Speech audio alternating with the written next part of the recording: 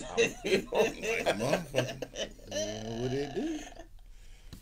Yes, sir. Yes, sir. What's happening, world? Having me laughing. Happy Friday. Welcome to another episode of Cognac Confessionals. I'm your host, Deshaun, here at Where Media Meets Studios in conjunction with VJ TV, History in the Making Entertainment, Farrell Films, Keep It Cloudy Productions, down in East Oakland as always, Town Biz for show. Got my studious co-host with me as always. Hey, I'm Cat Bobino. Yeah. Okay, I guess I'm Farrell tonight. So, we in here chilling tonight. This is a nice Friday. Got a few things we're going to drill in about tonight. We're going to tell the whole truth and nothing but the truth, so help me God. So help me God. Yeah, so for y'all that don't know, we have a guest with us tonight. She's esteemed. Scientist. An actual scientist. Biology. Melanated woman. She's done her research. Yes.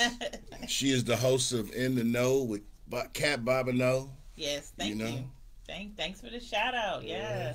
Check out her podcast on Wednesdays. Cat Bobino's in the building. What's up? Everybody clap it up. That's when y'all hear it. If we was in the this is where they push the applause sound and you'd hear that in the background right now. Yeah. But and there'd be a person built just like me gyrating with the applause sign. Yeah. So what's happening, Cat? Picture it. Oh, I'm chilling. Just got the weekend to myself. My guy and my baby out of town. Oh. I was asleep until somebody called me, woke me up needing a ride. Wow. So now I'm out and about. All right. Hey, she burnt you up too. Keith, what's happening? I didn't say who. What's up, Keith? What's happening? Yeah, she just told on you. Well, she's forsaken the Las Vegas lifestyle, so she wasn't going anywhere.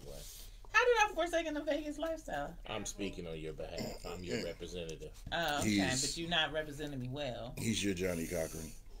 I'm trying to build you a plausible defense if you do get seen in Vegas. You have me recorded stating that you will not be in Vegas. Yeah. You won't see me. I know how to be a fly on the wall. So, what's been up with you? Life. You know, I working full time, being a new mom. I just had an event last Saturday at Mills College. My first in-person event since this pandemic. I brought 10 professionals in science, tech, engineering, and math to talk to the upward bound students at Mills College. So I think it went well. It's about 50 students, and they got a chance to talk to people, internal medicine, engineers, NASA engineer,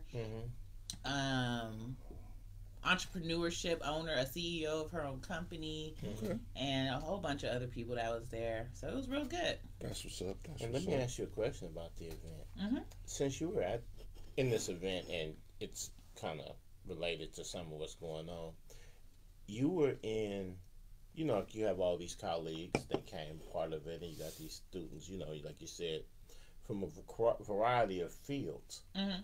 How does the students feel going into really pursuing their endeavors in science when there's so many people that they're probably even related to talking about, I don't trust science?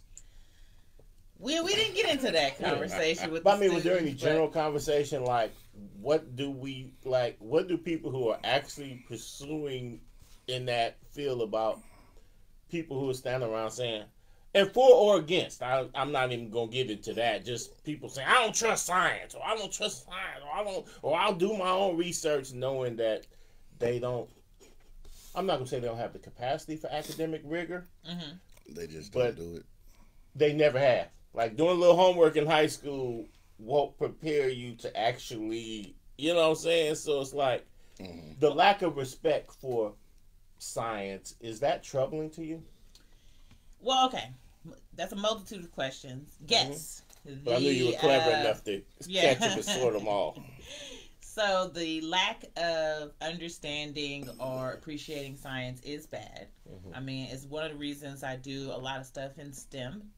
When you talk about... And tell people what STEM means. So that's science, technology, engineering, and math. And so, yeah, numbers, of course. Math is the universal language.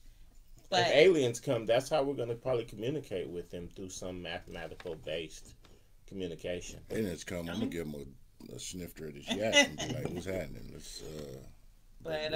Yeah, you know, they've done studies where they call, what do they call them? It's countries that have been developed. And they, you know, they call other countries undeveloped, whatever. But in developed countries, this was like 10 years ago, the United States was like number 23, 24 when it comes to science and mathematics. And so American exceptionalism. We already down that gene pool, unfortunately. We're very low when it comes to the understanding of science and mathematics. But that's crazy in a country as developed as America, with a essentially free education system. It's not free, first of all. Number two, free we don't put priority in education. Like in Finland, one of the highest paid profession is a teacher. Whereas we've seen here, teachers have 2 or 3 jobs because they don't get the funding and they don't get paid. They got too many students in their classroom. They're not getting the education out. And then you got parents who are more interested in keeping up with the Joneses than sitting there making sure their kids doing their homework. You know, I've seen articles where they say, I'm a mom and my son is 18, should be graduating high school, but he's got a 9th grade education, and I feel like the system failed him. They did, but you did too. Where were you? How did you not know that his education was only at that level? Okay. So, you know, but, and then what you were saying before, I mean, I had an internal medicine doctor there who was talking to the students about vaccines and how they work, how mRNA works, how it's not the real disease, COVID, that they're giving you. It's a virus encapsulated that doesn't have the actual virus in it, but it has the proteins on the outside, which is what mRNA binds to create antivirus. So there's no real virus you're being injected with. You're being injected with basically an empty shell. Does it surprise you how passionate some people are? I mean, I know there's always going to be skeptics on certain things, but some people are so passionately against that they're even almost willing to resort to violence or talking about revolution. As a person of science, does that make you say, what the fuck is wrong with y'all? A lot of things make me say, what the fuck is wrong with y'all? Not just that, you know what I mean? So, what the fuck is wrong with y'all? Right, you know, in America, I'm not surprised. And that's unfortunate, but no, I'm not surprised. They fight about everything. But some things, though, is that, and don't get me wrong, I'm like, for everything, there's always going to be for, against, or skepticism, or something like that. What is surprising to me, though, is the passion. Like, people who pretty much don't get involved in civic things, their kids are graduating with an 8th grade reading level. Like, you haven't been passionate really about anything. You're working mediocre job. Like, you haven't done anything of passion, and you're almost willing to, like, take up arms over this, and that's just...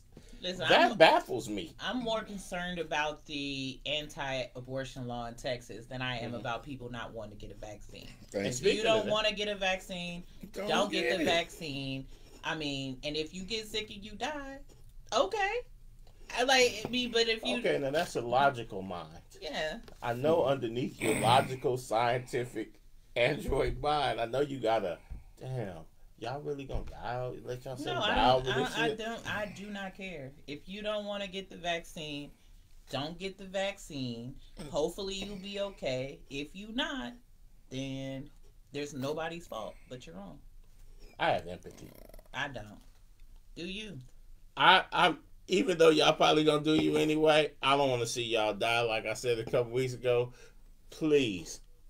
Don't let this literally be the hill you're going to die on. Don't. We got the Darwinism and the Darwin Awards. And speaking of that abortion law in Texas, Tesla kind of grabbed everybody by surprise by saying they moving to Austin. But there's people that are part of it is like, I do not agree with the political scene in Texas, so that's gonna be kind of challenging.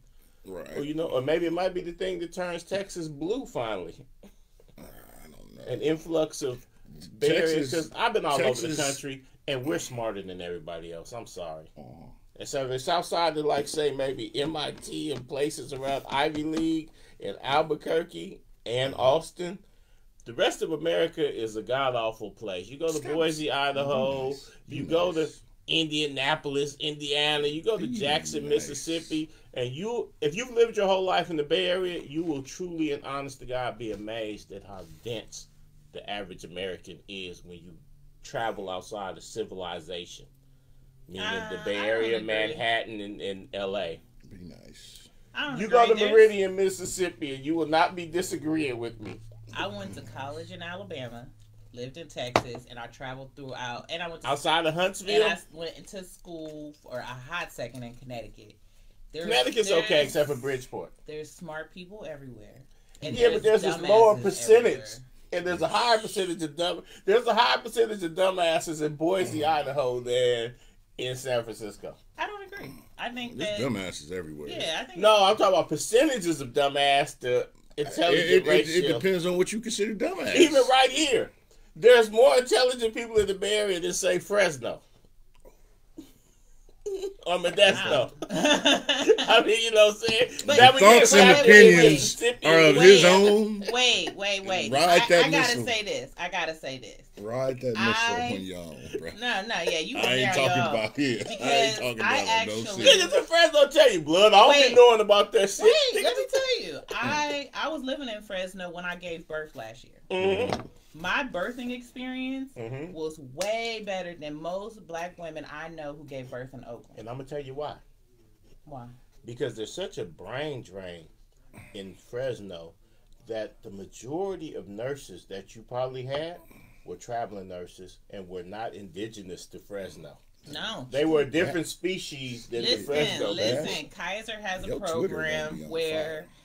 Kaiser has a program where if you decide to study or do your medical degree and stuff like that and residencies in places like the Central Valley, they take money off of the amount you owe. That's the doctors. I'm talking about the nurses. But I'm telling you, Kaiser giving birth is doctors, nurses, pediatricians, midwives, OBGYNs. And my experience with the OBGYN, nurses, and pediatrician was way better. And I'm going to launch an investigation, and I guarantee you not one of them has Fresno on their birth certificate. Not on their birth certificate, but there's. I'm launching a full investigation.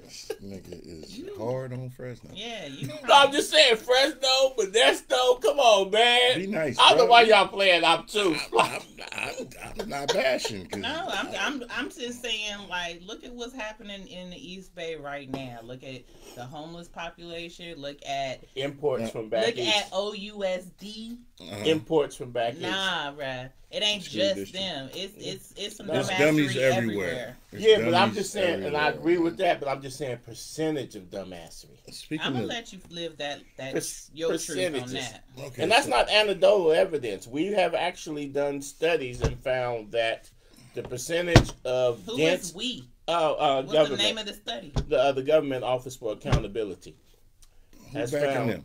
Yeah, has found that there's a higher percentage of unenlightened individuals outside the Bay Area than anywhere else in the world. Maybe except for maybe in the world. Close to like talking about Germany and no, Japan that got when I say the world, I'm xenophobic. So when I say the world, I'm just simply meaning America. Well, at least you know you're xenophobic. Okay. Yeah. Okay. Okay. Speaking of dumbasses and dummies, I seen that it was. Apologies to my friends at Fresno. Yeah, thank you. You clean that up, bro. Cause but Modesto, fuck y'all. You hard. Wow. I seen that it was 18 ex-NBA players charged with insurance fraud up to $4 million. That's wild to me because here's the thing.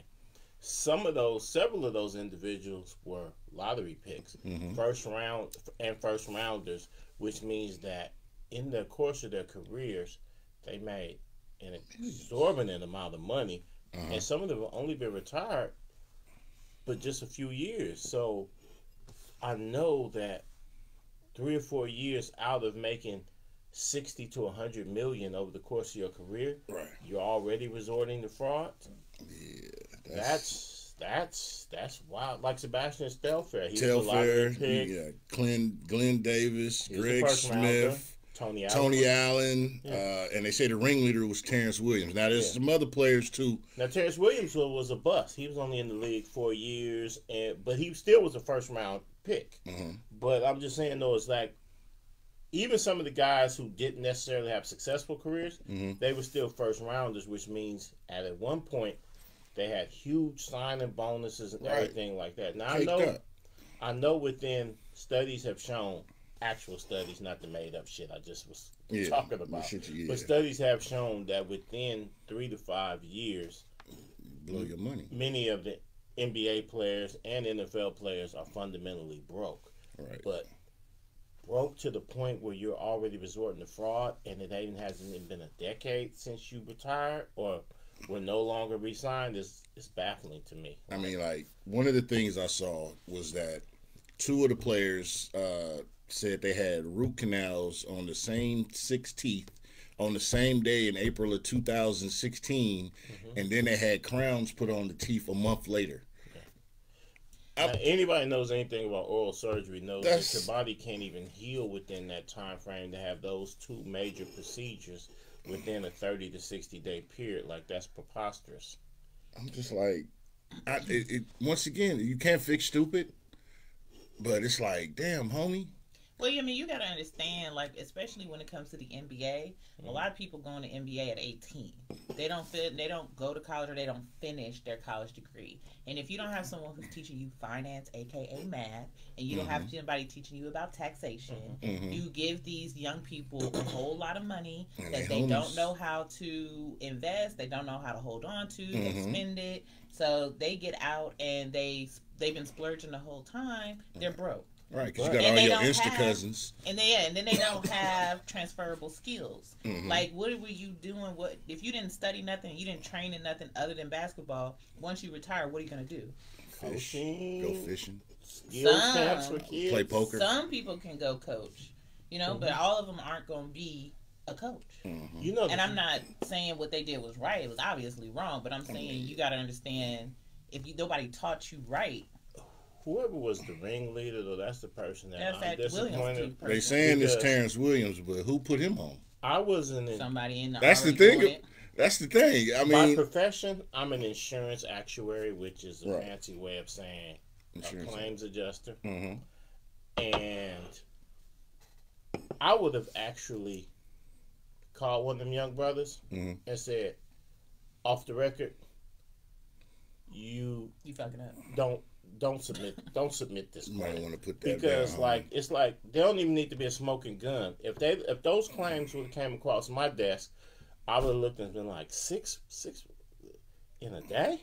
But then I got that second claim. I would have called them and said, "Hey, I'm gonna need to look into your claim. Open your mouth. I'm gonna give you an opportunity if you want to withdraw your claim." Now, if they wouldn't have caught that, I would have had to do what I had to do. But I would have told them, I'm going to give you an opportunity to review your claim, and then maybe further down the line where you have additional work done, then maybe it could look appropriate. In other words, wait a year and then put this claim in blood. But I've said people all the time. It's one of those things that obviously somebody's been doing it before and told him how to do it. Because how do you make a claim that you had a root canal at a dentist's office without getting something from the office? Right. I mean, like I said. But even the medical biller or whoever submitted the claim on their behalf should have been like, "Hey, blood, this ain't gonna fly." Right. That's what I'm saying. You're gonna get busted. Somebody already was doing it, and then they're the ones who got caught. Now I know there are certain claims adjusters who would have been falling at the mouth, especially if you Google the person from an NBA player, like, "Oh, we got one." But I would have been the type of person been like, "I'm going to give you an opportunity to withdraw this claim." Like, you don't want to walk in that door, young man. You don't want to walk in that door. like I can't violate my fiduciary trust and say, "Hey, blood, they finna bust you, nigga. Don't go do that." But I would find a way to say, "This ain't what you want to do. Get it?" And then if they too dense, I might find a way to be like, oh, I'm busy, and transfer the file or something like that, because I wouldn't want to be instrumental in sending one of these brothers to prison. I mean, but you gotta, like you said, they might be too dense. You can't just sugarcoat it. You gotta be like, look. Well, look, no, you gotta be like this. Look. I can't do that. No, I know, but you gotta be like, you fucking up. You fucking up. And they about to get you, and I'm telling you, fix it now. Next thing you know, you're going to have to get vaccinated to go to the dentist. I wouldn't be surprised if some of them are. But let this be a shining example, though. And to a lot of young people, when you come into money, I know it's easy to blow and this and that. So if y'all got young people in y'all lives, they're getting into professional sports, or they're even getting into lucrative professions in the professional world, just advise them to use these brothers as a cautionary tale, to always put something to the side for a rainy day, and don't put yourself and your reputation on the line for quick buck opportunities. Right. Listen, go get you a financial advisor. True. And if you really, and on top of that, if you can, but don't let them sign checks in your name. No, but also go to school for economics or something. Like, you ain't even got to get a degree, but take some classes so you understand your money. Knowing is half the battle. I learned that on G.I. Joe when I was in elementary school. They don't have G.I. Joe now. I did. They don't? I grew up in a dope they don't have any educational stuff. These cartoons now, none of them is teaching what we learned. These cartoons forget teach the cartoons. Some different shit. I'm talking to some of y'all out there who is parents, and you got kids, or you got nieces and nephews, or somebody who maybe is going to end up in some lucrative careers. Stop and take a moment to tell them, hey, make sure that if you don't do nothing else, you watch your money, you don't let people have access to it, and you avoid splurging and rainy day. Like what Marshawn Lynch said when he was going to retire. Watch your mentals and watch your chickens. But hopefully that's what happens, and I hope y'all take that to heart. But there's a lot of family who are the reason these people are broke. Yes. And that's MC Hammer. Yes, let's not kid each other. Everybody got their Insta cousins. Let's not kid each other.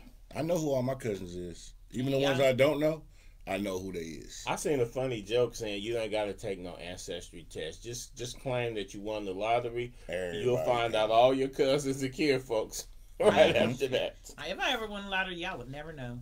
I'd still go to work for a while until I was like, I'm tired. I'm getting my pension and my 401k. I'm like, they're going to be like, man, this motherfucker just taking all sick days. Like, That's what I say. I didn't say forever. Yeah. I said I'm gonna still work for a while Take until I can I would like residually get up out of there. Give me an Ezra offer and be like, all right, then to get some more money to leave on top of that, be like, all right, y'all, I'm out. But if I was to win the lottery, though, I might be one of those people that might be subject to going broke, because I would definitely try to change the lives of many people. And there's probably even people who I would try to change their lives that if they won the lottery wouldn't spit on me. They probably had their security remove me from the premises, but I would still try to make a difference. I look out for some people. Yeah, I mean, I look out for like immediate family. I ain't gonna be too hard to find, but I'm not gonna be easily accessible. Right. In fact, some people that try to get in touch with me, I wouldn't allow them to get in touch with me, but I ain't even gonna change my phone number. I'm be keeping a buck. I ain't even gonna change my phone number. I'm just gonna gradually disappear. I wouldn't change mine either, because there's only 4 people who can actually reach me. These motherfuckers that's solid that you only run into every now and then to hit you. They know my phone number. Don't change. Go change my number. No, literally, there's probably only about 4 people who could actually reach me by phone. I mean, everybody can reach me by text, but actually ringing the phone, there's only 4 people that can actually reach me that way. Like, hey. And 3 of them are offspring of mine. Okay. Now this week has been it's always some shit during the week. Mm-hmm. You know. Yeah. And always. And this week, it was a heavy week. It's a heavy week. Very, very, very. We got Chappelle just dropped The Closer on Netflix. Game changer. Mic dropping. That's the basic of what the majority of the discussion tonight is going to be on the extremely overrated comedian, by the way. There you go. His performance, which was stellar and masterful, and the backlash as usual. He appeals to the lowest common denominator. his special. I watched it the other day. You watched it, didn't you? Yes. Now, Kat, you said you haven't watched it. I haven't watched it yet. Okay, so but are you a fan of his in general? Mm-hmm. I like Dave Chappelle. Yeah, he tells it like it is at times. So I like what I've been reading. 6 root canals in one day. Hey, okay, 6 there. That's some shit. But so I've been reading that there's been backlash from the community. Something about his stand-up was transphobia and whatnot, and a bunch of people are claiming they're canceling their Netflix subscriptions, and which once again is bringing me to, we talked about this a while ago on the show. I mean, probably a year, was last year maybe, we talked about this bullshit ass cancel culture shit that be going on. But see, there's no such thing as cancel culture because it's bullshit. Everybody that's supposedly been canceled, I see all these white entertainers supposed to be canceled, and yet they still thriving. See, cancel culture, the cries about cancel culture is once again based on the elitist white boys who are mad. They don't actually suffer any actual penalty. They're just mad at the fact that someone even is attempting to hold them accountable. Because I saw the other day someone asked a serious question. Cat Williams it was. Who's been canceled who didn't need to be canceled? I see Joe Rogan, who's rich beyond belief and gets richer by pandering to an alt-right, right-wing audience. And by the way, him and Dave Chappelle is pals like this. I see Norm Macdonald, who also panders to, well, he's dead now, and no rest in peace, fuck him. Okay. Panders to a right-wing audience. And these are Dave Chappelle's best friends. Dave Chappelle is the classic Candace Owens type dude, except for he has mastered being able to be funny to us. So we support him too without realizing that he's cleverly regurgitating right-wing talking points, and he works with people who push a heavy right-wing agenda. He's a classic spook who sat by the door, except for not in the positive connotation that the book really meant, but in the Negro version of Dave Chappelle is really one of them people. Ooh. And he makes his money pandering to us, but that's where he's really coming from. Him, Candace Owens, Kanye, Ice Cube. That's where these niggas is really coming from. And that's who they really behold to. People who wouldn't mind seeing us in segregation of Jim Crow. So no matter how funny he is, no matter how much we supposed to be on some black power, that dude is a coon. Damn. And that's who he runs with. But he's funny though. Bless his heart. Let me see down south when you talk bad about somebody, if you finish it up with all due respect or bless their heart, and everything you said is good, forgivable. So, I hear you. So, the context of the conversation, I want to get into that what you said too, but this whole, because he spoke facts and points and was masterful in his what was the main fact that you took away from it? He basically was saying you got the community who, and once again, as I've always stated, I don't give a fuck how you live. Live your life how you want to. You know, no judgment. Hey, no hate, no nothing that. I don't care. But when you say something against the community, they quick to try to cancel you. And all he asked him was a question like, wait a minute. Here's my turn to be devil's advocate. Go ahead. Are we supposed to be mad at the gay community because they are more organized than other marginalized communities? No. Because we as black people, we should also have that same level of, hey, you said or did something we don't like, we not fucking with you. As opposed to being mad at the gay people for being proactive for their rights, we need to be proactive for our rights as well. And but isn't that the cancellation of R. Kelly? That's mostly black people who are canceling him right now. But we also supported him 20 years past when we knew he was possibly not cool. No, I get that, but and that's also before social media and stuff. Right now, YouTube has removed his channel. He is canceled, so to speak, and that's mostly black people. His music in the cut on the low. I'm just saying that's mostly black people who's canceled him. So black people are canceling, just like the gay community. But there was a preponderance of allegations against R. Kelly for literally 20 years. And Bill Cosby. What about him? I mean, I didn't hear nothing about this Bill Cosby stuff to the black comedian guy up there. And I know and I'm related to many people who are still thinking they put something extra on that Bill Cosby thing. But my point is the cancel culture, like right now, is... Now, I didn't watch the thing. Mm-hmm. So, but what I've read on social media is the trans and gay community who's upset with him. Mm-hmm. And they're questioning Netflix about it. They want to cancel Netflix. But again, this isn't the first time people was mad at Netflix and wanted to cancel Netflix. Right. Mm-hmm. And y'all can... The few people who going... It's more motherfuckers that's going to be like, oh, well. Netflix right now...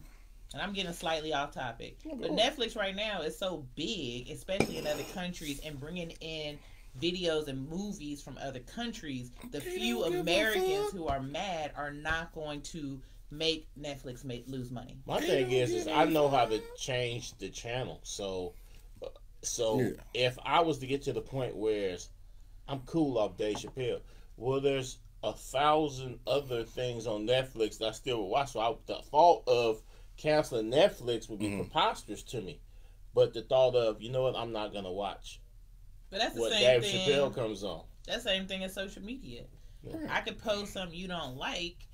You don't have to comment. You don't have to. You can scroll by and be like, man, fuck her. We got a world full so many people participation trophy receivers. If you were in a position of power, like if you were working, say, HR for Clorox and you got on there talking about, because I seen this as an actual incident, and it was actually a black lady who got on there that when she saw certain names and stuff like that, she would throw them in the trash can, and she was gleefully telling this story, and people was like, here's a sister who works in HR talking about if she sees one of our black names, she throws it in the trash can. We always kill ourselves. People canceled her. They contacted her employer, this and that, right? And I wasn't necessarily mad at that. But if she was, say, a plumber and she had these views, I would just tell people, nah, don't hire her company. You know? Opinions are like assholes. Everybody got one. Right. And speaking of that, I'm going to tell you one that I said this in front of some people one time and they looked at me as if I was growing a horn out my head. The thing about, and this is not a defense of Bill Cosby, hopefully y'all can have the comprehension to understand, talking about the viewers, is that a lot of the things Bill Cosby was accused of doing was in the 70s and 80s, and the context of the times was remarkably different than the context of the times when he was convicted. You know what I'm saying? He was in the 70s. A guy would say, "Hey, Cat, let's hang out. Here's some Quaaludes." You know what I'm saying? And then you would either be like, "No," or you take them, and then you wake up and be like, "Huh." I used to hear stories when I was a kid that women were like, "Yeah, that motherfucker took advantage of me, and I know not to go back over there no more." But they wasn't talking about calling the police on him or his rapist. They just be like, "Oh, I'm not just gonna be around him no more." Now, I hear you. And I understand, and don't get me wrong, I understand that's wrong, but I'm just saying the mentality of a lot of people, the things like the concepts of date rape and things like that did not become... I need you to tell me you want me to fuck. I'm not needing nothing to induce you're in a different era. The swinging bachelors in the 70s had no problem with getting somebody high and drunk. Hey, but you are talking about... For the most part, you're talking about women's rights. If I can get a chicken to eat a bowl of eggs, why can't I get your girl to spread her legs? In fact, women... I'm just saying, conversation in fact, women in those eras, whereas I'm sure they would have liked to have had a different voice, many women... I've seen this in my own family.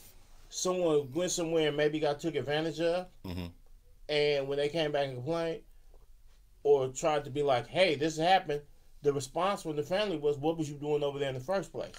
But right, and that's a whole trying to other... guilt shame motherfuckers. Right. Wrong is wrong. That's a part of culture that needs to change. But I'm saying that has changed. But I'm talking about in the 70s and the 80s, you would be more likely to say, you need to be get accused. If you came, like even little girls, like we're gonna tell the truth and shame the devil. Little girls will come and say somebody touched them, and it'll be she either fast and all up in the man's face, or she lying on that man. No, they was getting socked up. Dude was getting socked up.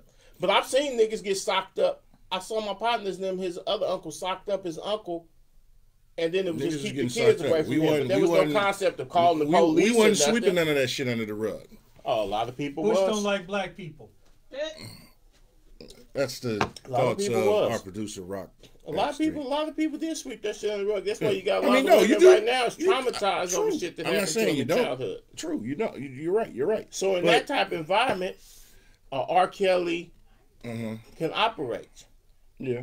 And now all of a sudden everybody's mad, outraged. We're not gonna listen to him no more. But we knew the nigga was a perv since the 90s. Right. We knew he was a perv. And hell, a lot of us saw the tape. We knew this nigga was a perv. I didn't see the tape. I couldn't see nothing that said. A lot of niggas, but I mean, just saying those, a lot of people is, I get it. What they call it, performative. Right now it's performative outrage because... Oh, yeah, they just want to be on, they want to be on the right side of right. Y'all knew R. Kelly was a perv. Motherfuckers want to be on the right side of right now. But back to the Chappelle thing, I'm just saying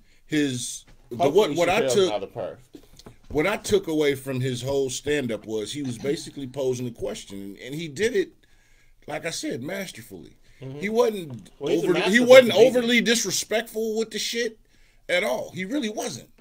And just asked the question, when can y'all stop down punching my people? Because we're the ones, us, and I mean us, melanated people, who this quote unquote cancel culture affects. It doesn't affect the mankind people. It only affects us humans. We're the persistent victims of cancel culture. Don't get me wrong. You have had pilgrims who have been canceled, but the majority of it is us, and we jump on we jump on the cancel us version quicker than the cancel the pilgrim version. So I have a problem with that. I mean, there's grifters and sociopaths who've operated in the black community freely, and as long as they know to keep it in the black community, they've never suffered any consequences. So I don't see where cancel culture in the black community is any factor, because there's so many niggas who need to be canceled and should have been canceled, from the Dr. Seabees to the Don Kings to the D-boy glorification, to some of the hip-hop artists who just promote a nihilistic, hedonistic lifestyle based on just violence. And I mean, and just even in the community right now, like right now in East Oakland, you know, I know personally several sociopaths who've been operating freely with multiple murders, and no one's canceling them. No one's canceling some of these artists. No one's canceling because people as long as because the problem is, as long as we talk about and target the destruction of ourselves, is cool. It's all peaches and cream. But once you talk about that motherfucking community or that religion that ain't a religion, who think they the people they are, but they ain't who they think they are, then you cancel. And that's some bullshit. You might be canceled mainstream. Well, we do cancel the racist white people. Like, them people, that's a daily thing where people calling their jobs. Like, you don't have enough. I get it. There's some. You get it's a sprinkle. That's peanuts to an elephant compared to the way the media and everybody puts it on when it's one of us. When it's one of us, and you are, as you say, a person of power, it's magnified then they want to upon. Because remember, when Oprah, and I'm not saying she's us, but remember when she said what she said about beef hell long ago? They tried to end her shit. I'm surprised but of course they didn't. I'm surprised when you talk about like Chappelle and what he said, especially with gay and trans. Like, why haven't they? And I'm not saying you should, but why haven't you canceled Eddie Murphy? Like, go listen to Raw. That's and my some of his shit. Other, but I'm just saying, when he talk about gay people and that stuff was like 30 that, years ago. Right. I know, but I'm just saying, like, that cancel culture But they went. But that's the thing. You got and it comes up, and I say this once again. I'm not against nobody's against rap, and I'm not against rappers. Yeah, those thugs. Any lifestyle you want to live it. I have no hate in my heart towards nobody when it comes to that, and I'm gonna be real serious about that. And I say that. Damn, I almost forgot my thought. But here we go. The freedom of speech. You look at comedians, comedy, and I'm not saying as far as bullying or outright bashing, but in comedy, well, you have a point, because I can say what I say, but how you receive it is how it's received. So I get that, I take that. But comedy was always viewed as the safe place for expression, because that was the point. Right.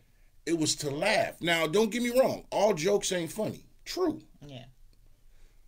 But that's true. Miss Jenkins says that they had cancel culture in the 80s. A lot of folks would have gotten canceled. A lot. That's true.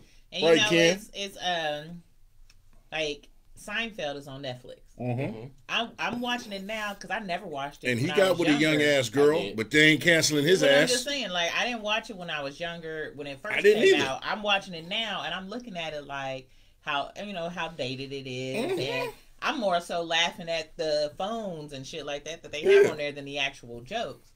But the dude who played Kramer, remember he had his canceled. rant. Yeah, he had his rant, but this is before quote unquote cancel culture. But he had his rant. Now look, he ain't doing shit. He ain't doing nothing. Well, it also goes. He chilling. He's still getting Seinfeld residual checks. Yeah, of course. So he don't have to do nothing. He also had an amazing.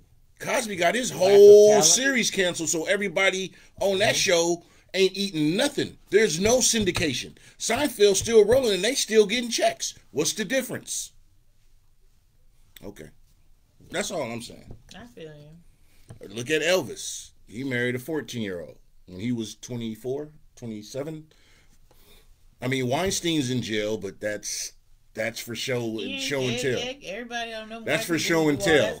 I mean, mysteriously. You got so much. I mean, you had who was it? You got fucking Woody Allen. How the fuck you adopt a kid, raise a kid, and then marry the kid? So you raised her before she had her first menstrual. Yeah, that's a little. And now you hitting her where she had her menstrual. Let's think about that shit. See, I'm just saying. I'm going on the deep end on it, but think about that shit. You raised this little girl before she ever started bleeding, and now you with her while she bleeding. I'm just saying. I mean, that's gross. That's gross as fuck. I ain't gonna lie, that's gross. That is gross. Yeah, because how y'all transition from this type of relationship as you the man in the house to now you're her man. Right, Ken, he groomed her. How y'all even cross those lines? How you go from daddy's little girl to that's right, do it for daddy. I'm sorry, that's just some sick shit. That almost made like that's, what? I got a daughter. I'm sorry. I'm cool. That's disgusting. But I mean, Woody Allen always was a weird dude because even in his movies, he would have those themes in his movies. So it's like, I mean, but that goes back into the whole how women are viewed. I mean, we got all these things of as a woman, don't dress this way, don't walk down the alley by yourself, don't go here. You know, you got men standing up and saying, "I'm with women's power," and women need to do this and women need to do that. No. Turn around and stay when your friend make a sexist joke. Check him on that. When your friend in the club and grab a woman ass, check him on that. You know what I'm saying? Like, check the men and quit saying women need to do this. Now, we talking about pre-social media, 80s culture, stuff like that. You know, y'all see this happening. Even if you uncomfortable as a man, you turn away because that's society. Right.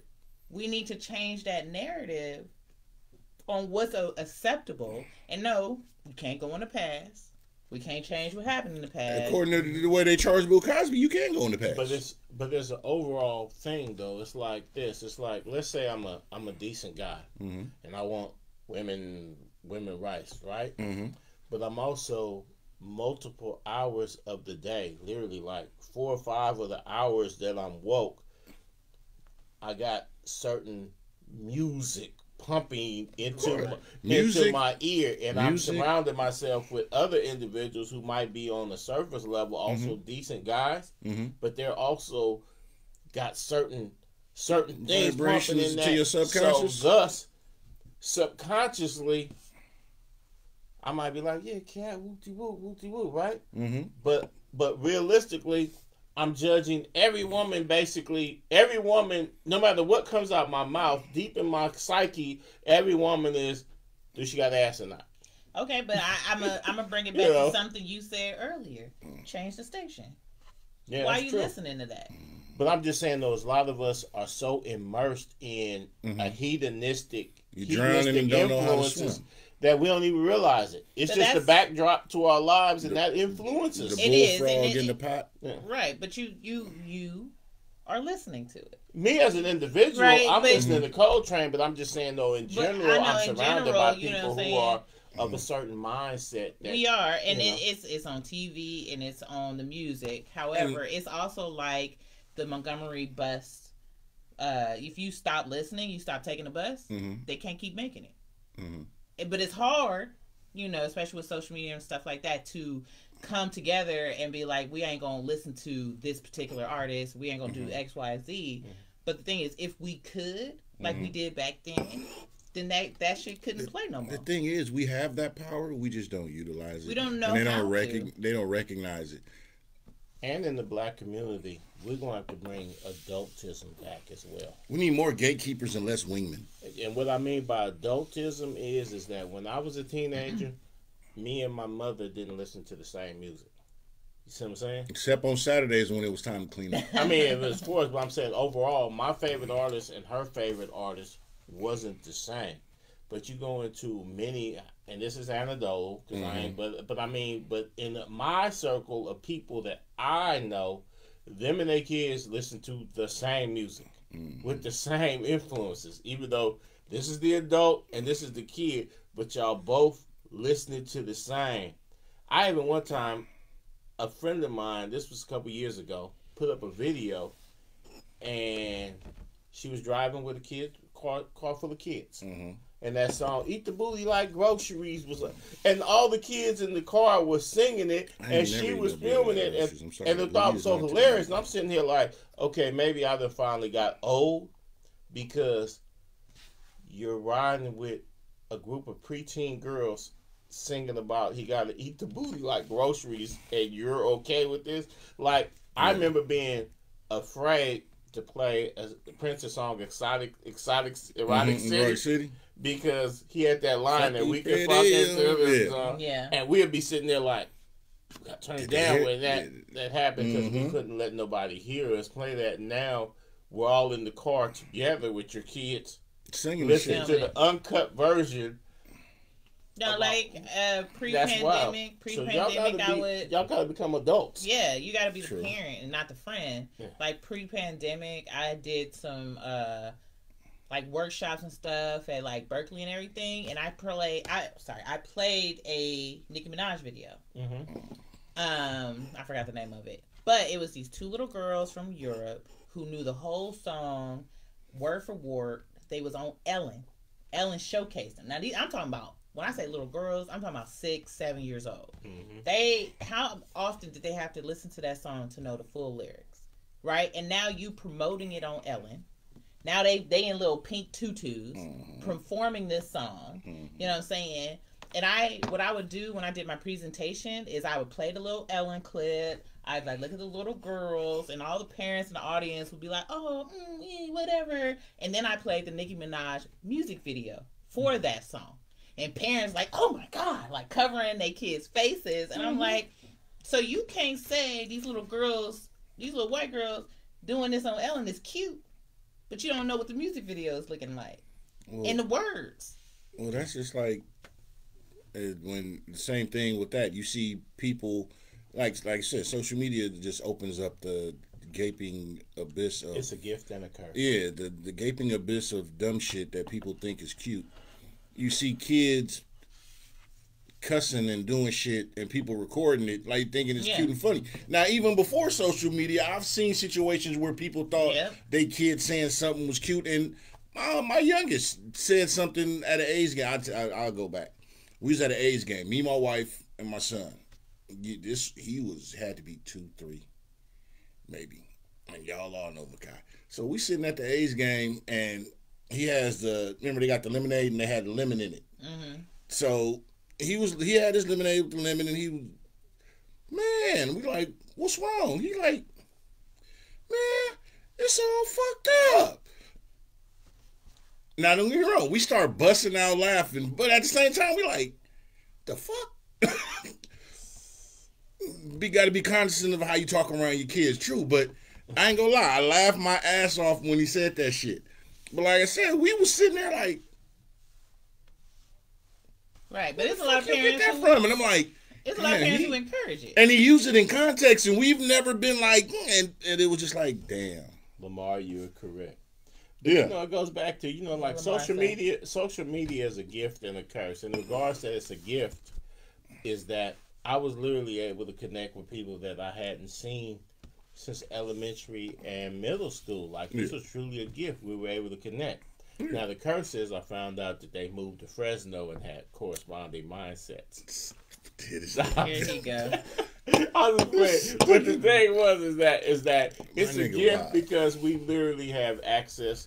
Yeah, you get to see people that you wouldn't not be able to see and haven't seen. Access to so much knowledge. We're able to connect to such a thing. But it's also a curse because it seems to bring out some of the worst tendencies in some people to basically entertain.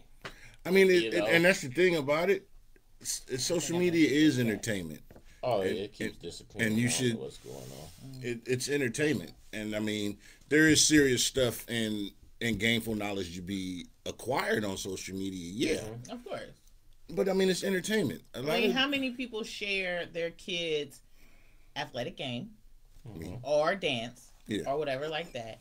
And then how many of them also share where their kids are educationally? You know what I'm saying? We so quick to be like, look at my kids' athletic skills or look at my kids' dance skills or whatever. And how many of them are saying, look at my kids' educational skills? Yeah, I seen parents that show their kids grades. I've seen both. I've seen parents post, you know, the straight A's, the 4-point whatever. Hey, my kid got accepted to this school. I see that too. And I'm a parent that do both, but I share more of the sports shit because one, my son is smart as fuck, and it ain't none of your fucking business. But sports, hey, I got college. My son's a junior in high school, and his college is already hitting us up talking about, hey, we want you to fly out cross country to come try out, and we want to see this, and that, which is great. So I get it. I get exactly what you're saying. But why is his education not their business? If you can share his sports, why can't you share more of that? I do share both. I'm not saying you don't, but I'm saying you said that's none of your business. I'm just talking shit. I'm just, you know what I'm saying? I know you being devil's advocate. Yeah, I'm being devil's advocate. Like, share. No, I share both. You know what I'm saying? Because when you share their academic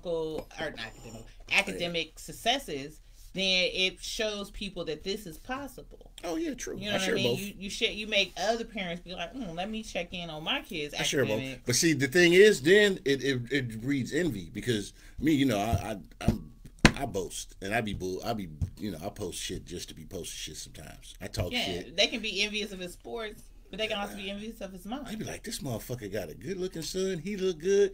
His son got sports and his son's smart. I hate that motherfucker. Nah. Let them motherfuckers hate. I remember one year one of my daughters eat a dick. One of my daughters got her master's. Oh yeah. The other got her bachelor's the same and that's year what's up. We support it. And I had put up a post like, hey, my kids are smarter than yours. Yeah. You know what I'm saying? Motherfuckers be in their feelings. Oh man, so many people was in the comments butthurt. Hey, it's the smartest kids. Like, man, my kid just... And I'm like, shit, I was stunning. Yeah, my kid just got a 4.2. You ain't gotta say your kid's smarter than they kids. Hey, like this. We just be feeling ourselves. I'm proud of my kids. When people talk about breaking the cycle, when I look up and I have multiple incredibly highly educated children with a plethora of master's degrees and this and that, I'm stunting. Bust. I'm stunting because I literally I literally broke the cycle. Yeah. It's better than posting. The family Hey, sending a GoFund for you. My son need bail money. Hey, anybody that got offended, guess what? There's still more offense coming. We're not done. If that hurt your feelings, well, I'm not done hurting them. But that's a shame. Like, it shouldn't hurt your feelings that somebody else's child is smart. Mm-hmm. That shouldn't be a hurt And these feeling. are people who have never commented on anything before. Mm-hmm. Have never commented on anything. Well, they might have unfriended me, so I don't know. Yeah, no more. They dropped off. I don't know. But you know, my grandmother always said it's a poor duck that don't praise his own ponds. Mm-hmm. Yeah, I mean, I went to the bank Monday because I want to make sure. Did she go to the bank and they called her ma'am? Okay. Yeah. So my child is 10 months. Mm-hmm. He only 10 months. I waited a long time to have a kid.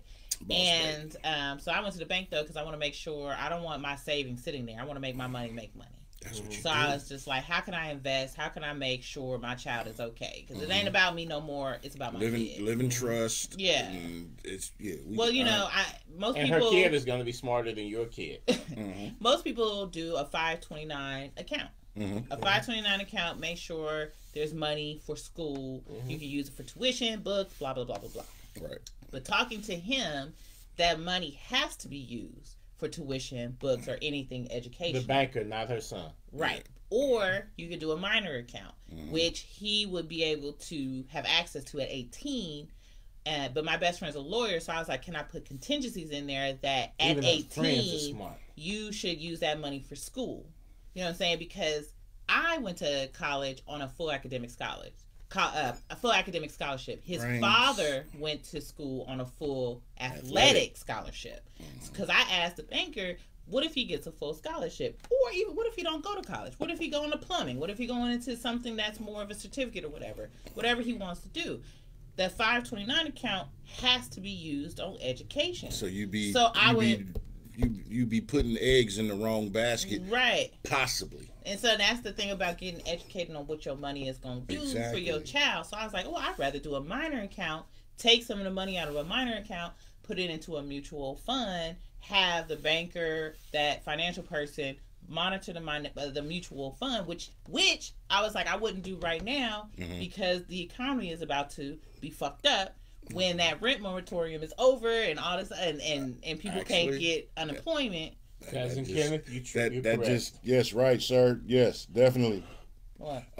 His comment, he said, that's typical of a lot of blacks who hate on other blacks who are pursuing academic excellence.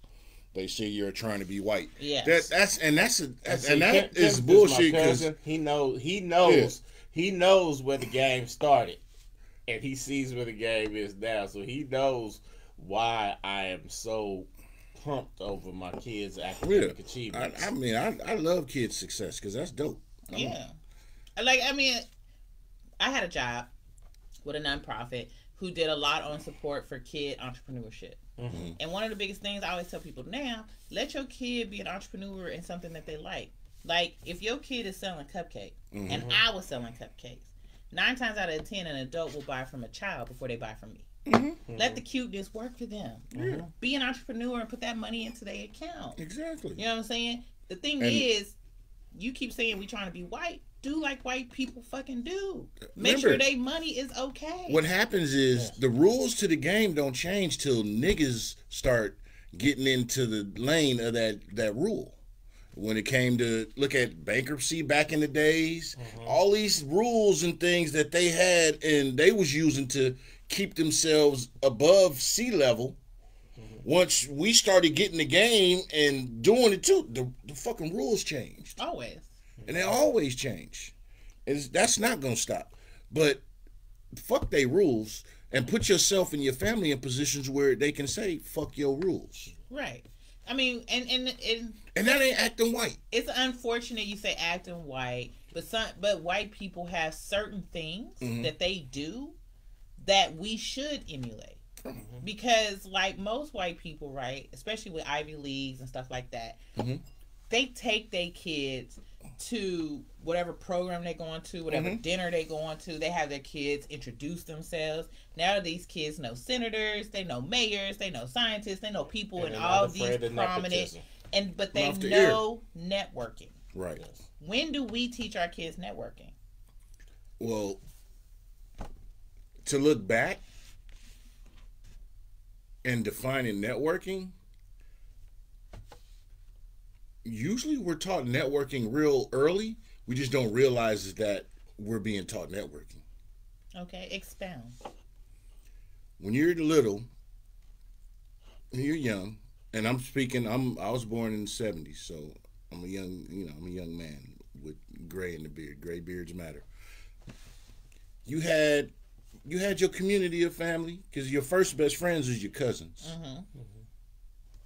And your cousins have friends, and y'all all social networking. Yeah, we business. I'm just saying. Listen. I'm finna bring it all in. I'm finna bring it all in, because we all had friends who had different aspects. You may have had a friend that had Atari. This friend had Nintendo. This friend had ColecoVision. This friend had the bikes. This friend had the Legos. This friend parents was gone, so Saturdays we used to do whatever. That was our networking.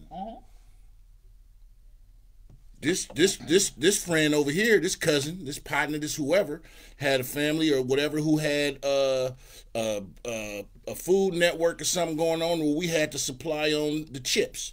You brought the dip. We always had this networking, but we didn't apply it to the necessities except for where we were at the time. We were taught this shit. We just didn't pay attention to it or apply it above the level of our understanding at the time. Well, like I said, we were taught social networking, of course, like that. And what does social networking do? It leads to business networking. It was rude to ask somebody what they did. Right. It's rude to ask how much money they made. I was a kid, and one time somebody was talking to the older folks, and they said they had just bought a house. That sounded great to me, even though I had no kind. And I asked, what do you got to do to buy a house? And it was, motherfuckers took turns telling me to shut up. Well, yeah, because shut up. Then later on, I would hear them talking about, and they basically was bashing this person like he think he all that. He bought a house, and white folks don't come get this and that. So I actually, when I got to become an adult, I actually had a negative connotation. I didn't realize it, but I had a negative connotation of people who were educated and people who were in business or this and that. Like somebody would come around and start talking about business, this and that. You just be like, and everybody would smile, and then when they walked up, boy, that nigga talk more shit than a little bit. That nigga crazy or whoop de whoop. And so that subconsciously, well, I got to a certain age, but then one day I heard someone had came and was proposing the idea to us. When they walked off, one of my friends said, man, nigga talk more shit than a little bit. And I was like, and it brought me back to when I was a kid. I'm like, anytime you come around, and I don't mean this anytime you come, but in my experience, anytime somebody came around talking something outside the scope. But that's the thing, it was dismissed and they was laughed at the minute they walked away. And that's a problem here. Right. And that's the problem in East Bay, California. You know what I'm saying? Because I'm going to break it down to you like this. When you talk about the NAACP, you know what I'm saying? Always asking Caucasians permission. Wow. Okay. So NAACP in the South and on the East Coast is real. You know what I'm saying? They have, before the pandemic, they had yearly competitions where they would come together and they would promote the black students who were doing well in science, tech, culinary, arts, things like that. Do you know how many students from the West Coast went? Very, very few. Because we don't have that camaraderie here. You know what I'm saying? And the thing when I say networking business, like you said, we so quick to downplay them because they doing better. Because we jealous. That's realistically, you're jealous of what they're having. It's crabs in a bucket. Instead of you see what they doing and you want to do it, let me help the next generation do it. How can I get on? How can I get on? And like you mentioned, the NAACP, there's other things that I notice are a little stronger in the East and the South, like the links, 100 Black Men, Mm-hmm. Jack and Jill. There's 100 Black Men out here. There's Jack and Jill out here too. But They yeah. don't But have, it's I don't small. think they have. It's probably smaller. NAACP is the- here, but how I know. often do you hear about they meeting? I don't think Or do they you have. go? I don't think they have the same I already told you impact. what I think. From my experience, and from what I've seen, the impact of say kids being in Jack and Jill here, being in the Links, 100 Black Men is just one yearly annual dinner here, whereas out there, I know they seem like they really more involved. Yeah. A couple years ago, I drove down to LA with my partner, and there was a movie premiere for a documentary called Science Festival. Every year down in LA, there's this big tech company that holds a massive science and technology science festival. So when your kid does those science projects locally, if you do well enough, you can go to the national level. Right, just like the Spelling Bee. Right, and you can go down there, you can win, and you can get a full academic ride to whatever college you want to go to. Right? It's a big ass thing. I went and saw that documentary down in LA, and a friend of mine, she's Caucasian, she's in science, she's the person who put me onto it. She's been a judge at these festivals, right? You know what I'm saying? It's a big thing. We don't even promote it in the East Bay. Right. There's no teachers. I'm not going to say there's none, but there's not a lot of professionals who's like, if your kid's really interested in science, let's put them, make sure they science experiment is good. They ain't in the know. You know what I'm saying? They ain't in the know. And then I, after watching the documentary, I looked it up. Alameda County was their website for that was shut down. And it was like, if you're interested in it, you got to go to San Francisco. We don't even do it in Alameda County. You know what I'm saying? And it's like, we don't promote education. And I'm going to take it back to what I was saying. Like, my best friend's a lawyer. We talked about it before we had kids. She got young kids. I got young kids. We want to do, quote unquote, what white people do. When my child is of age, let's say 14, you going to spend the summer with her and see what it's like to be a lawyer. Next summer, you're going to spend it with somebody else who's going to be a geologist. Next summer, you're going to be in internal medicine. That's what we call Next summer, right, you're going to learn to network so that when you go to college, you already know what you want to study. So you're not spending 6-7 years changing your major, thinking, oh, I want to do this, I want to do that, but you don't have a background in it. When you get out of college, because of the people I have networked with and I've taught you to network with, you should have a job fresh out of college. I mean, how many of us have had a manager that's like, you don't know what the fuck you're doing. But you got the job because of either nepotism, somebody you know, or just quote-unquote education and networking. That's what we should do for our people. We don't do it, though, because we get jealous and be like, oh, look at that motherfucker thinking they special and they doing better than us, instead of, hey, look at that motherfucker doing well. Let me introduce my child so my child can get on, or how can I get on? Right. Exactly, because just like when we was talking about, we've been talking about the STEM thing for years, and it was a STEM thing, whatever. And I told you when my son got into the STEM thing, I was like, "Hey, Cat, he in the STEM thing." And then you was mentioning the STEM, and I told you about one of my lodge brothers. His son is going. I was like, and I hit him up. I'm like, "Hey, I got a scientist, biology. She's in the STEM." Like, you running. It's the thing about it is people don't put it out there a lot. What they should, and it's like, connect the dots. Right. I'm the middleman. That's it. And at this point, I'm gonna put it out there. Nothing in it, but I'm like, oh, bruh. And that's the thing. Like, I put it out there right now. I've done stuff in STEM I'm proud of, and I continue to do stuff. Yeah. Like this sweatshirt I'm wearing is the RV Sekuliak. It's a research boat that I sailed in Alaska.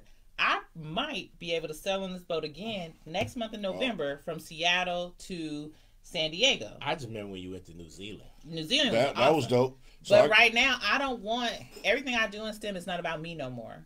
I want to make sure the next generation has a chance. I've had a few people hit me up like, hey, I have a student in cybersecurity, or I have a student who's interested in biochemistry, or I have a student in this. My thing is, if I can help you, I'm going to help you. Right. If it's something I know, I'm going to hit you up with what I know. If it's something I know somebody else who knows it, I'm going to introduce you via email or whatever, because at this point, it ain't even about me no more. It's about the next generation that I want to see succeed. Right. So I tell you right now, the people watching, hit me up if you got a kid in STEM, and I'm going to try and point you in the right direction as best I can, because I know people in these fields. Not just white people, black, brown, orange, and green. I needed you when I was a kid. So, I remember I wanted to get into STEM, and I was a little kid. I wasn't too little. And the space shuttle was the hot thing. So you know what I'm saying? older than me, so I couldn't help you. So we was, and I had this little white friend, and we was obsessed with being astronauts. We had this science teacher who would tell us me and how I had to this math and conversation. this You and already know what I'm saying. And one day, dude came and said, "My parents are gonna take me on a road trip to NASA this summer, and they said you can come." Mm-hmm. I went home excited. I'm about to fuck your world up. So I went home excited. Bruh. I'm telling you what my family said to me. My ahead. family said to me that essentially, my grandma, she didn't cuss, but she said essentially that was the stupidest fucking idea she ever heard. One, stay out them white folks' face. And two, ain't nobody going in and this and that. And then she started talking it over with a friend of hers, and the friend said, all that space shuttle stuff, ain't none of that in the Bible. Ain't none of that in the Bible. I mean, with this same face, ain't none of that in the Bible. Ain't in the Bible. There's a lot of shit that ain't in the Bible. And literally, it was so that. But this same teacher had. See, I'm an age myself, but a lot of people don't know where summer bridge programs first came from. Summer bridge programs first came in the early '80s because they were trying to find. They had a program called Mentally Gifted. And it was simple. Your grades didn't matter and this and that. They later replaced it with GATE. I did GATE when I was a kid. Gifted and talented education. I did GATE. Let me tell you about the science behind GATE. Mentally Gifted program, when you're 8 years old in the third grade, you get this test called the Stanford Binet test. If your IQ is on that test correlates to over 140, then you're in. Then they put you in mentally gifted. It didn't matter what your grades were or this and that. And they put you in bungalows. And they gave you a specialized curriculum. Right. Now, what the problem came in is that they would say that the tests were culturally biased against Black and Latino kids. Yeah, they were. So then they would march me out to say, here's the black kid. Here's an example. And then there would be little Janie, who got straight A's and played the piano.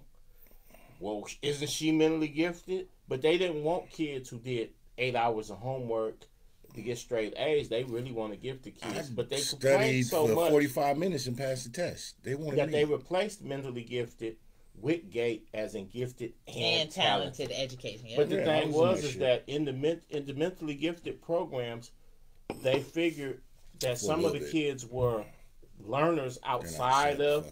So this is where they built summer bridge programs from. Is that they would select some of us, and they would literally take us to colleges for the summer to see how we would adjust to being on our own and surviving in the college environment to see if they would start admitting you at 14, 15 and stuff like that. That's how when you had the rash of kids in the early 80s who were suddenly going to MIT and UCLA and stuff like that at 14, 15 and stuff like that. Well, when I got selected to be in that, the man came to talk to my parents. And my parents, the whole family came, and it was, you got to have a whole lot of money to go to college. I ain't never heard of no foolishness like that, and they literally threw the man out. Yeah, but that's what Summer Bridge program. Now everybody goes to Summer Bridge now, but that's where it was first invented. No, let me put it to you like this: like everybody got 6 degrees of separation, and don't ask me to do this now because she's too damn busy. But I was on the show Genius with Stephen Hawking. Right? Okay. Another person who was on a different episode, y'all might know her name now, is Dr. Cyan Proctor. She is the only black person, only black woman who went up on SpaceX with Elon Musk SpaceX. Okay. She was on my podcast. I have her phone number. I saw that when you put that up there. Yeah. I have her cell phone number. I have her email address. She is someone, she always wanted to do be an astronaut. And she just did it. You know what I'm saying? I emailed her right before she did it, and she was like, Cat, I'm going to have to hit you back because I'm about to climb Mount Kilimanjaro because we got to do this fucking training for SpaceX. You know what I'm saying? But that's the thing is, like, she's had this dream forever, and I know her. Right. So you talking about being an astronaut or doing something like that? Somebody knows somebody that knows somebody. I can help you meet the person. Well, I'm over the hill now. So, but I'm just saying, though, well, that not you. But I'm talking about in the early '80s. A lot of black kids who might have went to STEM, their dreams got. Right. And I'm saying you don't have to do it, but Dr. Proctor is 50-something. Mm-hmm. And she just did it. Right. And when I did her podcast, Space Mountain, Ric when Flair. she was on my podcast, you can listen to it. Old girl was going through a divorce. Mm-hmm. No, she did. Okay. She did on my podcast, so I'm not saying was something she didn't put out herself. Okay. Mm-hmm. And if you watch her Netflix special or SpaceX Netflix special, I think she says it too. Mm-hmm. She was going through a lot. Mm-hmm. She was going through a divorce. She had to move in with her brother during that time. She didn't, even though she was a professor and she had did a lot of stuff in media, she wasn't there. You know what I'm saying? And then she got SpaceX. And look at her now. And she's in her 50s. So, you know what I'm saying? It's never too late for your dream. Never. But look at what she's doing. It's amazing. But that's why it's so beautiful what you're doing in STEM, because I can only think if there would have been a Cat Bobino around when I was that age. Oh, yeah. It could have helped me persevere. Oh, yeah. Because but I'm out here. Bad people, I'm out here wanting to help, but people don't even look for me for help. So I'm gonna take it back. I'm gonna take it. I got a comment here from Leslie. What's up, Les? Thank you for tuning in as always, fam. She says this is from what we were talking about earlier, the difference between the South and West Coast. Yeah. She said, could it be that there's a bigger presence of those groups in southern states because they experience more racism and inequality, so people are more likely to come together versus here in Cali, where all races are more integrated and may have some more opportunities? I think it's just they're more entrenched there. Like, for instance, you go in the South, and like people I know in the South, everybody, the women are either deltas or AKAs or Sigma Gamma Rhos. You know what I'm saying? Like, people, they're really a part of that lifestyle. Whereas I know maybe two deltas. Shout out to Sharifa. Shout out to Sharifa Sparks. You know, Sparks. like, you know what I'm saying? Sparks. Or you can devastating diva. Like my southern female friends. Mm-hmm. Everything is AKA this and that. They social media profiles, or or their like that they're there. Whereas sometimes in casual conversation out here, I'll find out somebody's like, "Oh yeah, I'm a Delta," and I'll be like, "Oh wow, you don't rep very hard like the Southern folks do." I'm gonna say it like this. Let's say the Montgomery Bus Boycott, right? Mm-hmm. That's in Selma, Alabama. Mm-hmm. You got the museum for the church bombing in Alabama. 4 little girls. For the 4 little girls. Great documentary by You have the museum in D.C. Mm-hmm. You have all these places you can go that teaches you African American history. Right. What do we have here in the East in California? Hyphy culture. We don't have those things. Tell me when to go. Yeah, we don't have those things that and teaches. And that's not a knock on hyphy culture. I was just being a smart ass. Right. You know what I'm saying? We don't have that. So it falls more on the parents, and wherever you send them to school and all that stuff, it falls on them to teach more. What's in the South is more easier attainable. Yeah, because I think that's to Leslie's point. So it's more down present. There. It's down in the South, and I went to school on the East Coast for a year, and I've spoke on it before. It was a completely different experience to school here in Oakland when I lived on the East Coast when I was there for a year. Even in that 1 year, it was completely different. But I think like I was saying, to Leslie's point, down there, you dealt with this stuff more head on to where you had no choice for us to share everything mouth to ear, and you gonna know about this, and you go here. We don't get me wrong. California is the greatest state in this union. I mean, this corporation. Because in California, you still because California, the economy of California is greater than a bunch of countries. So I'm just speaking that monetarily. And a lot of them red states, y'all survive because California. Because of California. More into. I work for a company that 60+% of their profit comes from California, and they have 22 states. So I'm just saying, Cali is the shit. We are Cali all day. Except for I'll let you fill in the blank. Nah, go ahead. Yeah, but at the same time, here we have our own shit. But it's kind of rose-colored glasses in a sense. And when I really just sit back and look at it and just call it what it is, because down there and that way, they don't have. I'm not gonna say they don't have the opportunities, but I think they face more shit. I mean, yes and no. Back then, to where they had to. Right. I went to school in the South. I went to HBCU in the South. I lived in the South. I lived in Texas. I traveled throughout the South. I went to Prairie View. And no, I didn't. I went to Stillman College in Tuscaloosa, Alabama, which is right next door to University of Alabama, the Roll Tide people. But let me tell you what it is for real, for real. For real. You know what I'm saying? Delta. No, I'm not. No, she ain't. But what it is for real is out here we don't teach African American culture for real. It goes back to what you were saying, like look at that motherfucker over there thinking they better than us, blah blah blah blah. When you in the South or on the East Coast and you find somebody who is a physician, a scientist, a CEO, whatever, you inviting them to Sunday dinner. You talking to them like, what's up? How you doing? Come talk to my class about this. You know what I'm saying?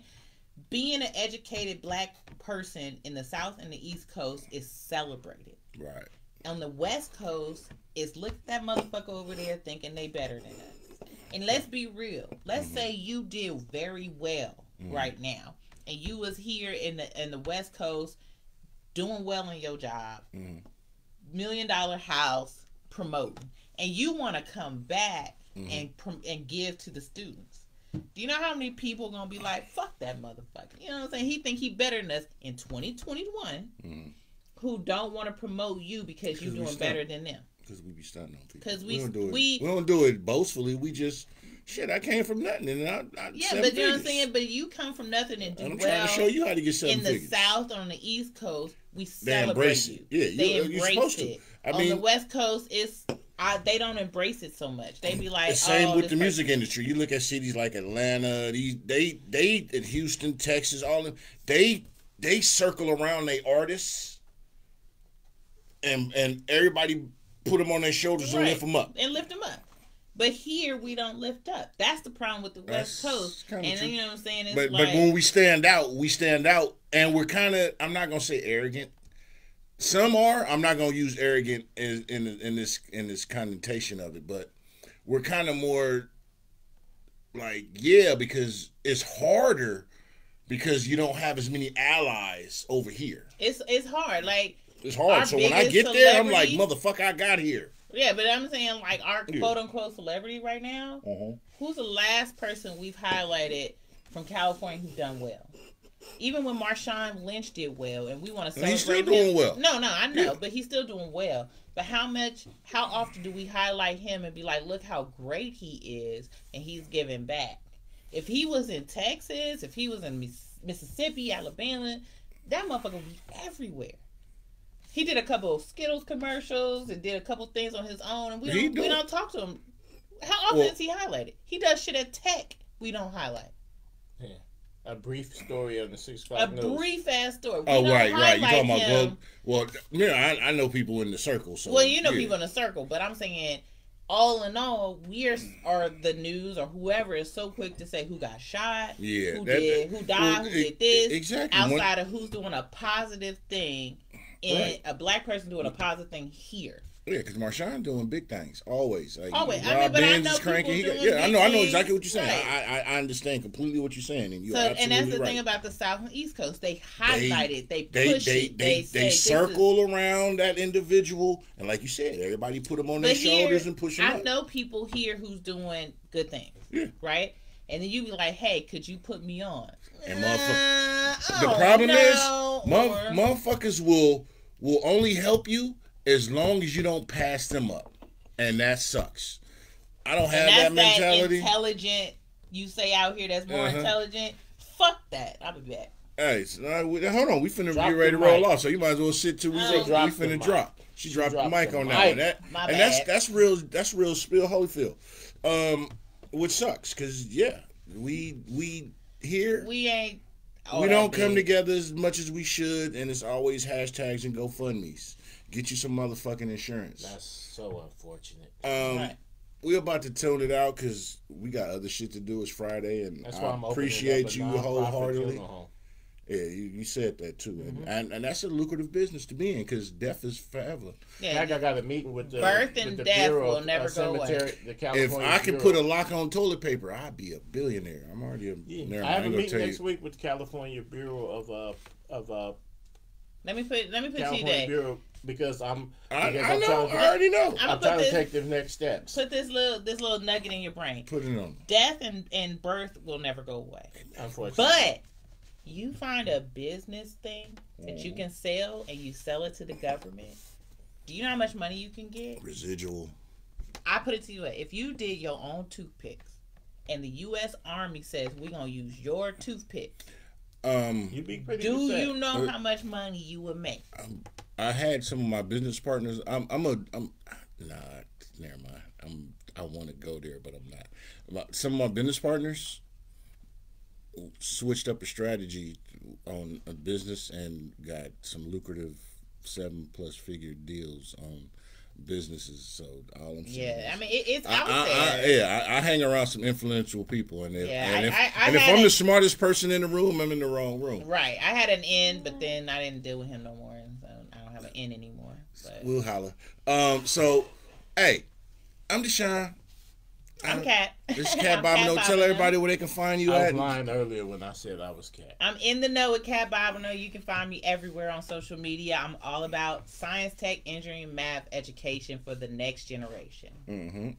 I'm Pharaoh the Most, and I'm just all about making you smile. Making you smile. You know what While I'm saying? you thinking. Yeah, that's what I'm saying.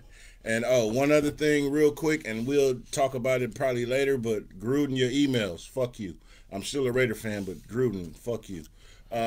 We finna roll because it's Friday. I want to thank everybody for tuning in as usual. Les, Ken, Lamar, Brother Champagne, Ken, Trina was tuning in, Rob, Justin Johnson, Cuzzo Helen, Harold, DK, Keith, anybody else tuning in. If I didn't mention you, please don't charge it to the mind, don't charge it to the heart, charge it to, I'm trying to scroll, yeah.